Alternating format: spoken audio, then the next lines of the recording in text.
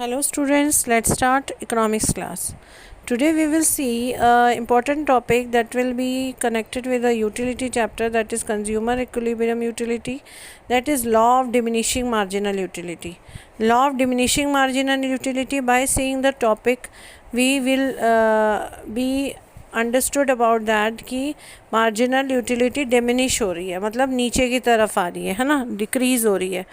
Now see here, law of diminishing marginal utility states that as more and more standard unit of a commodity are continuously consumed, means marginal utility क्या बता रही है कि हम additional utility continuously consume करते जा रहे हैं.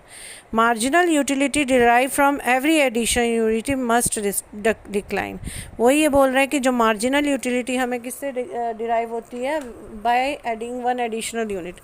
एक additional unit जब हमारे पास add हो जाती है तो natural है कि जो हमारी जो marginal utility है वो decline होती जा रही है, means हमारी satisfaction complete होती जा रही है. Now the other name of law of diminishing returns are fundamental law of satisfaction, fundamental psychological law, Gauss's first law.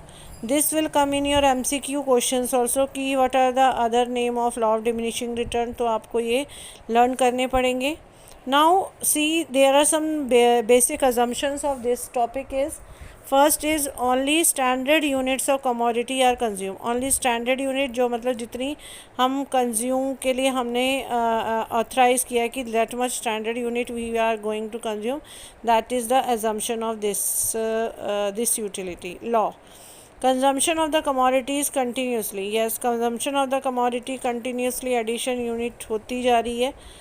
ठीक है, उसके बाद अगर इसको हम अगर टेबल से पढ़ते हैं तो see here commodity good x 1 2 3 4 5 6 and marginal utility कितनी है, 1 कमोडिटी कंज्यूम की हमने तो 10, मार्जिनल यूटिलिटी 2 की तो 5, एंड थर्ड यूनिट पे हमारी पॉइंट ऑफ सेचुरेशन आ गई. मीन्स पॉइंट ऑफ सेचुरेशन मतलब सपोज़ हमने फर्स्ट डे में 10 आइसक्रीम्स खाई, ठीक है, एंड नेक्स्ट डे में हमने 5 इंक्रीज़ कर दी, उससे 5 हो गई हमारी, ठीक है, तो 5 हमारी लेस हो गई मार्जिनल यूटिलिटी. हमने 10 पहले दिन में खाई, सेकेंड डे में हमने 5 का खाई, एंड थर्ड डे हमारी सैचुरेशन पॉइंट आ गया, मतलब हम सेटिस्फाइड हो गए.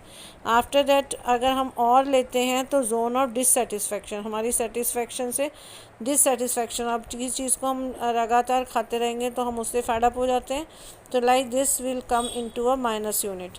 तो जोन ऑफ सैचुरेशन डिससेटिस्फैक्शन का, the zone of dissatisfaction came then when total utility started declining. Here the total utility started declining.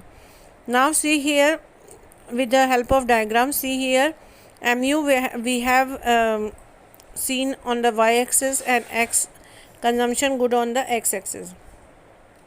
Zone of satisfaction point of saturation is mu is equal to 0. saturation point 0 आ गया है. अगर हम उसको ऐसे ही draw करते हैं जैसे last हमने ड्रॉ किया था, 1 पे हमने 10 कमोडिटी कंज्यूम की, 2 पे हमने 5 कंज्यूम की, 3 पे हमारी 0 लेवल आ गया, 4 पे हम -5 आ गए, 5 पे हम -2 पे आ गए, -10 पे आ गए. Okay, thank you. और today we will completed law of diminishing return here, and after that I am sending you one more video of 1 case commodity and 2 case commodity, 2 case commodity in this chapter. For after this our chapter 3 has completed. Okay.